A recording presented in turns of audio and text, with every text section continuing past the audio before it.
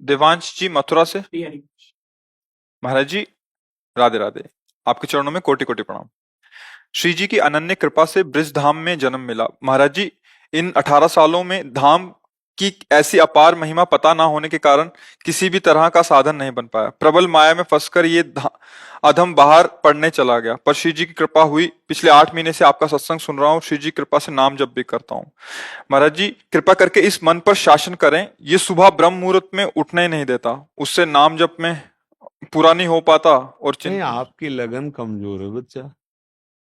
नहीं, हमारा मन सोने नहीं देता। आप क्या बताओ क्या कर तुम्हारा मन उठने नहीं देता और हमारा मन सोने नहीं देता। अभ्यास योग युक्तेन चेतसा नान्यगामिना। जिसे शरीर बहुत क्लिष्ट रोग से युक्त है, तो जैसे डायलिसिस हुआ शाम तक, अब डायलिसिस के बाद जो हालत होती है वो ऐसी होती है जो अब कुछ शरीर में भारी भड़कन, कुछ खाने की इच्छा नहीं, 11-12 नींद ही नहीं। अब अगर थोड़ी आनी शुरू हुई तो हमारी 2 बजे से दिनचर्या, मतलब 1:30 बजे में जगना है। अब अगर हम सोते हैं तो फिर जग नहीं पाएंगे, तो रात चली गई। 1:30 बजे उठे, आसन में बैठे, पानी गर्म हुआ मिला, और 2 बजे शौच स्नान के लिए बाथरूम, दिनचर्या किया। 2:45 बजे तो यहाँ आ जाते हैं। क्या हुआ? हमने नींद लेने का बहुत अभ्यास किया तो नाक नहीं खुल रही, और नींद पर बचपन से उस पर शासन हुआ तो वो हमसे कहती राधे राधे। अब उससे कोई परेशानी, थोड़ा तो शरीर है ना प्राकृतिक, पर अब ऐसी परेशानी नहीं होती कि सत्संग छूट गया, भजन छूट गया, अब तो हम विक्षिप्त, ऐसा नहीं होता। तो ऐसे ही आप अभ्यास कीजिए। आजकल तो सुविधा है, अलार्म, अलार्म लगा लीजिए तो आपको जगा देगा, आप जग गए। आप दिनचर्या करिए, कुछ दिन बाद बिना अलार्म के जग जाएंगे। अपने लोगों की ऐसी दिनचर्या थी पूर्व में कि मतलब अगर आप घड़ी से देखो तो 5 मिनट का अंतर है, तो हम नहीं कह सकते कि ऊपर नीचे, ठीक राइट टाइम अपने आप आंख खुलेगी अपने आप। अब बचपन से अभ्यास रहा है ना, ठीक 2 बजे हमारी दिनचर्या, ये आज की नहीं है, ये 20 वर्ष की है। जब मान लो सत्संग ये सब नहीं चलता था तो सुबह स्नान करके 2 बजे वृंदावन की परिक्रमा, सूर्योदय होते होते मंगला होकर फिर गुरु जी की सेवा में, ऐसा। तो हम अभ्यास कमजोर कर रहे हैं। अब किसी किसमें आशीर्वाद की जरूरत है, अभ्यास कीजिए। आप शाम के जब रात्रि में सोए ना, भगवत चिंतन करते हुए, और आप टाइम अपने माइंड पे स्थापित कीजिए, मुझे 4 बजे जगना ही है, तो 4 बजे आपकी घंटी बज जाएगी दिमाग की। फिर आप करवट लेके सो जाए, वो आपकी बात अलग है।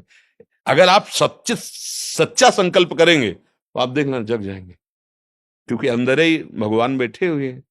चेतना है, अच्छा 4 बजे, और आप 1 साल अभ्यास कर लीजिए 4 बजे, फिर इसके बाद आपको 4 बजे के बाद नींद ही नहीं आएगी, आपको नींद खुल जाएगी। अभ्यास योग युक्त है ना, ये नींद है, भोजन है। अब जैसे भोजन है, रोज आप आधा कवल बढ़ाते चले जाइए, धीरे धीरे डाइट बहुत अच्छी बढ़ती चली जाएगी, और आप घटाते जाइए तो 1 रोटी 2 रोटी में आपका काम चलने लगेगा।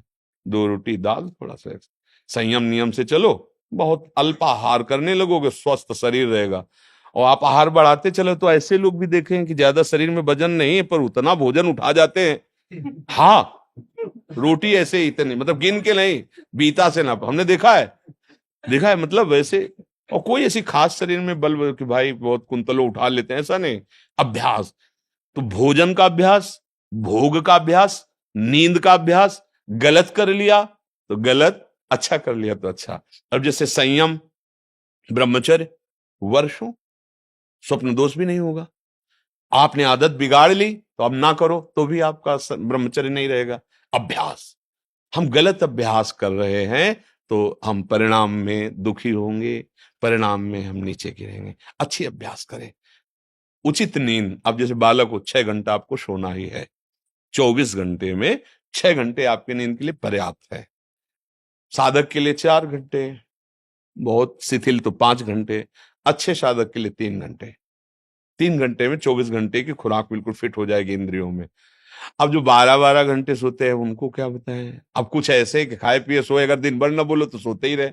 अभ्यास है, आप सोने का अभ्यास कर लो तो उसका अभ्यास हो जाएगा। अभ्यास है बच्चा, अभ्यास ठीक कर लो तो आपकी दिनचर्या ठीक हो जाएगी। ऐसा महाराज जी, इसी विषय को और एक तो प्रश्न आते हैं कि जो रात को लेट नौकरी से आते हैं, फिर महाराज जी वो सुबह थोड़ा सा लेट उठ सकते हैं महाराज जी? कै बजे तक रात जैसे में? रात को 11-12 बज गए नौकरी से और खाने पीने में, फिर सुबह लाशड़ी में 2 बजे तक ड्यूटी रहती कई बार, अच्छा, मैं 12 बजे से 2 बजे रात को नाइट शिफ्ट हो गई तो महाराज जी हाँ इनके लिए तो अलग विधान हो गया महाराज जी, ये हाँ मतलब ब्रह्म मुहूर्त में उठे बच्चे। हाँ। अब जैसे रात्रि में ड्यूटी करते हो तो 6 घंटे तो सोना ही पड़ेगा, क्योंकि शरीर जो श्रम युक्त है। तो अब उसको फिर दिन में तो छुट्टी होती होगी, मतलब उसको समय तो ऐसा थोड़ी होता हो कि साधारण दिनचर्या वाली ड्यूटी में फिर जाना, ऐसा तो नहीं होता होगा। रात वाली ड्यूटी के लिए मतलब दिन वाला तो फुर्सत होगी, होता होगा ऐसा। अब हम तो कभी की नहीं तो हमें पता नहीं। ना राइट नाइट और ना दिन की, रात दिन की ड्यूटी एक ही रही है। राधा वल्लभ श्री हरिवंश श्री वृंदावन श्री वंचल हमारी। तो 6 घंटे सोने के लिए विधान जैसे है, तो अगर आपको पैसा कमाने की इच्छा हो तो उसके बाद भी ओवर टाइम कर सकते हैं, आप ड्यूटी कर सकते हैं ना। 2 बजे जगने के बाद आप सोचोगे यार 2 घंटे अगर और हम कर लेते हैं तो इतना मिल जाता है। तो अगर ऐसा ओवर टाइम भजन के लिए हो जाए तो लाभ मिल जाए। अब आप 6 घंटे सोने के निकाल लो। अगर आपको ऐसा लगता है 2 बजे आए, अपना जो दिनचर्या सो गए, फिर जब जगो तब भजन, वो आपके लिए प्रातः काल वही हुआ जब उठ के भजन करें। जब वही जागे तभी समझ लो प्रातःकालीन।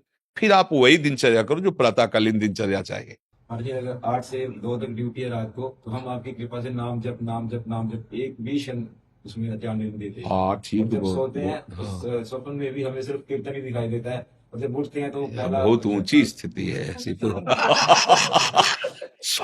स्वप्न में और जागृत में हर समय प्रभु का चिंतन चलने लगे तो बहुत ऊंची स्थिति है। पर मनीराम को देखते रहना, बहुत कलाबाज है, बहुत कलाकार हैं। कभी कभी हमको सिद्ध अनुभव करा करके वो ऐसी जगह खड़ा कर देते हैं जहां लगता है कि यार तुम बहुत धोखे में डाल दिए हमें, ऐसा लगता है। अपने लोग क्या है ना कि इसके साथ बहुत खेल करे हैं, युद्ध, तो इसकी हर हरकत को पता है। जिस समय बच्चा ऐसी स्थिति आ जाएगी कि आप जो बोले ना, जैसे जब स्थिति आ जाएगी तो आप बच्चा बोल नहीं पाओगे ये बात। जैसे करोड़ रुपया तुम्हारी जेब में रखे हो, तो एक हाथ चुपचाप ऐसे रहेगा और कोई कहेगा क्या बात है, कुछ नहीं वो खुजला रहा था इसलिए ऐसे कर रहा। आप ये नहीं बता सकते कि 1 करोड़ यहाँ है। अगर नाम जब चलने लगा, ऐसी स्थिति आने लगी, तो इतना आप भयभीत हो जाएंगे, बताने में आप कह नहीं पाएंगे।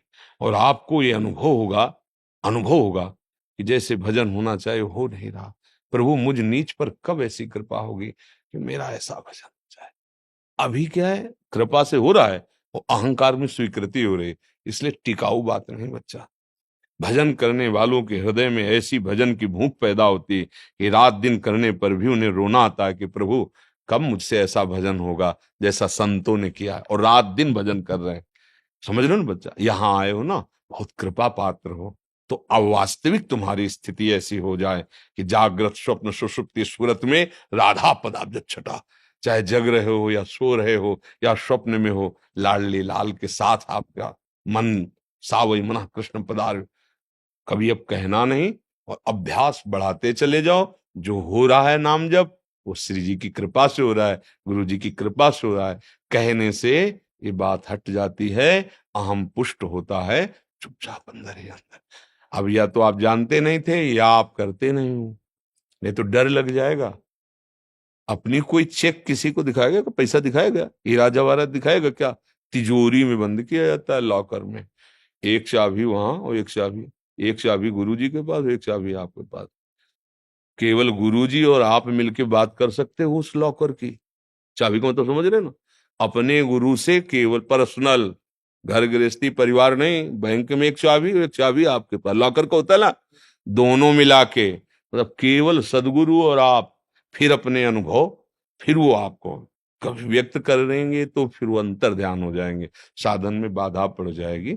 बहुत कृपा पात्र हो, चल रहे हो, आगे और बढ़ो, पर गुप्त रखो अंदर की बात। और 6 घंटे विश्राम सोने के करके फिर पाठ भजन जो भी जैसी दिनचर्या हो घर गृहस्थी की, वो भी भजन है। जैसे अपने लोग कभी कभी कड़वी बोल देते हैं ना, खिलाफत की बात। ये थोड़ा, एक आता है सुदर्शन चूर्ण, सुदर्शन चूर्ण है, बहुत कड़वा होता है, पर वो बुखार को जड़ से नष्ट करता है। तो अब सचिव वैद गुरु तीन जो, प्री बोले भयास, राज धर्म तन तीन कर होई बेगही नाश। अगर सदगुरु मुझ पर ही बातें करने लगे तो बिगड़ जाएगा मामला। वैद्य अगर मरीज के अधीन हो गया तो कभी नहीं ठीक होगा। राजा को अगर मंत्री मुंह छुपरे मिल गए सलाह देने वाले तो राज्य नष्ट हो जाता है। इसलिए जैसे अपने लोग हैं ना, तो आप हमारे मित्र हैं, आप हमारे बच्चे हैं, आप हमारी आत्मा हैं। जैसे भी भाव से, व्यवहारिक भाव से भी, परमार्थिक भाव से आपको वास्तविक मार्ग मिल जाए, आप वास्तविक सुख में पहुंचे।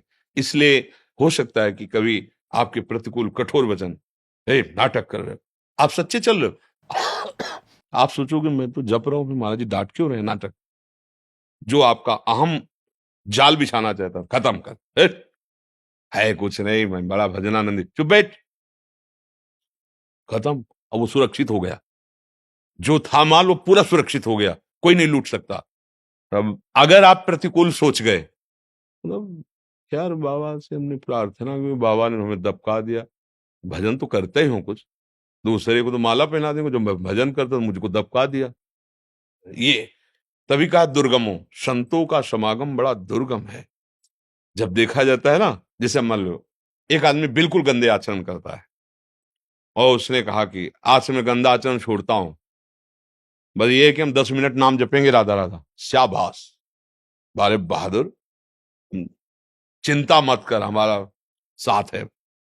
10 मिनट जब, अब आप 6 घंटा जप रहे हैं, अच्छे आचरण कर रहे हैं, अब आपसे हम नजर टेढ़ी करके बात करेंगे तो आपको लगेगा यार वो शराब भी पीता था, मांस भी खाता था, आज बात करो, 10 मिनट की शाबाश बोल दी, और 6 घंटे जब करते फिर भी हमारे, क्योंकि अभी 24 घंटे पूरे कराने हैं आपसे, फिर पूरा जीवन आपका भगवत स्वरूप बनाना है। जैसे लड़का कोई नया है ना, और बस स्कूल में और ऐसे गोली खींचे, ऐसे डंडा बना दे, तो टीचर क्या कहता है? वाह शाबाश शाबाश, बहुत अच्छा। और अगर साल भर उतने ही करता रहे तो छड़ी लेके वही गोली डंडा वही, आगे बढ़, का खा गा घा अंगा, अभी तो ज्ञा तक पहुंचला है। ऐसे जब संत समागम में कभी उनका कड़ुआ वचन, उनकी डांट लगे, तो अंदर से सोचना चाहिए भगवान हम पर बड़े कृपालु हैं, हमारी रक्षा कर रहे हैं, वो हमें अपना मानते हैं। डांट किसको लगाई जाती है? जिसे प्यार किया जाता है। हमारे ऊपर बड़ी कृपा है कि संत जन हमें अपना बच्चा मानते हैं, अपना मानते हैं, और डांट लगाते ना कभी प्रतिकूल क्योंकि माता कभी प्रतिकूल कैसे बच्चे के सोच सकती है, ऐसे सदगुरु कैसे प्रतिकूल सोच सकता है? ऐसे